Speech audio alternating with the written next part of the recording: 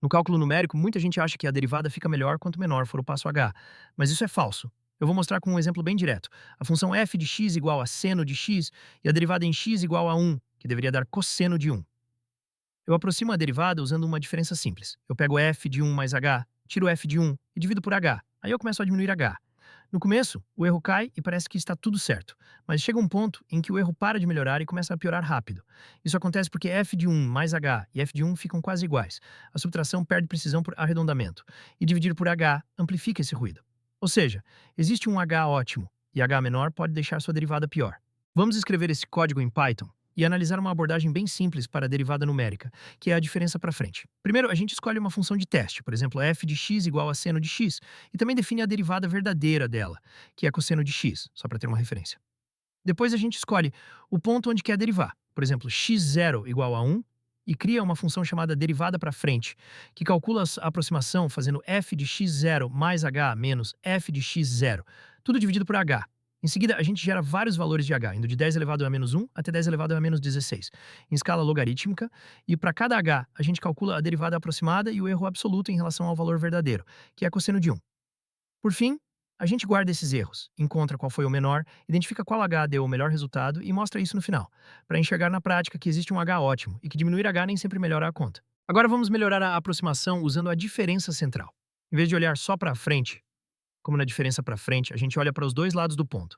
Calcula f de x mais h e também f de x menos h. Faz a diferença entre eles e divide por 2 vezes h. Isso costuma ser melhor porque o erro de truncamento cancela mais. A diferença central é mais simétrica. E na prática, ela erra bem menos para o mesmo valor de h. Então, no código anterior, eu vou implementar mais uma função, chamada derivada central, com essa fórmula, e vou repetir o mesmo experimento. Varrer vários valores de h, calcular a derivada aproximada, medir o erro em relação ao valor verdadeiro e comparar os gráficos. A ideia é ver que, para um intervalo grande de h, a diferença central entrega um erro muito menor do que a diferença para frente, antes do arredondamento começar a dominar.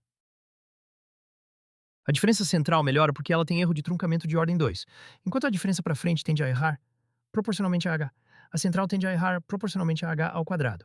Então ela ganha precisão mais rápido quando você reduz h. Depois disso, eu introduzo um método de Richardson, que é um jeito simples de aumentar a ordem, sem complicar muito. Eu calculo a derivada pela diferença central com passo h, calculo de novo com passo h dividido por 2, e combino as duas para cancelar o erro dominante. No código, eu faço exatamente isso criando uma função Richardson, que chama a função da derivada central duas vezes, e retorna a combinação. 4 vezes a central com h sobre 2 menos a central com h, dividido por 3. Aí eu rodo o mesmo loop de antes, varrendo vários valores de h, calculo os erros e coloco essa nova curva no gráfico para comparar com as outras. No resultado, o que chama a atenção no método de Richardson é que ele chegou num erro muito baixo no ponto ótimo, usando um h relativamente alto comparado aos outros. Agora entra o Complex Step, que é um truque muito forte quando dá para usar. A ideia é avaliar a função com um pequeno deslocamento imaginário.